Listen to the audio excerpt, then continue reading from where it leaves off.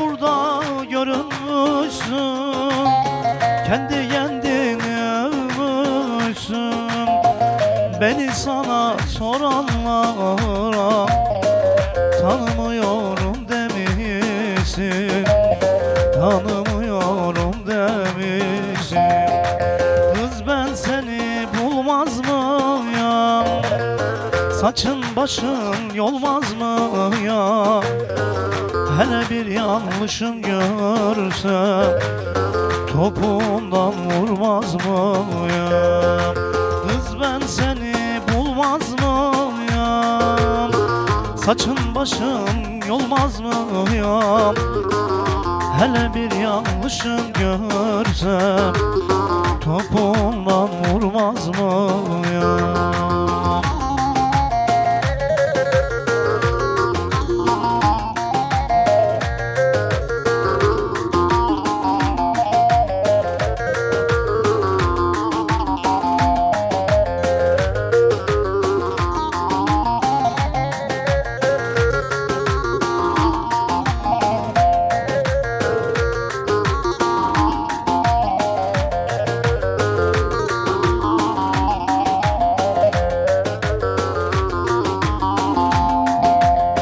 Özüm başka, sözüm başka, sevmeseydim seni keşke.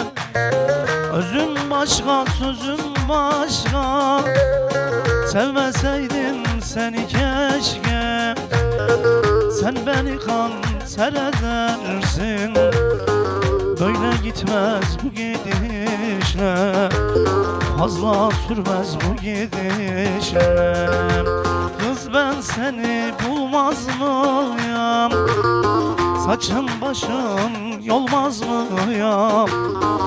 Hele bir yanlışın duysam topuğumdan vurmaz mıyım? Kız ben seni bulmaz mıyım? Saçın başın yolmaz mıyım? Hele bir yanlışın görsem topuğumdan vurmaz mıyım?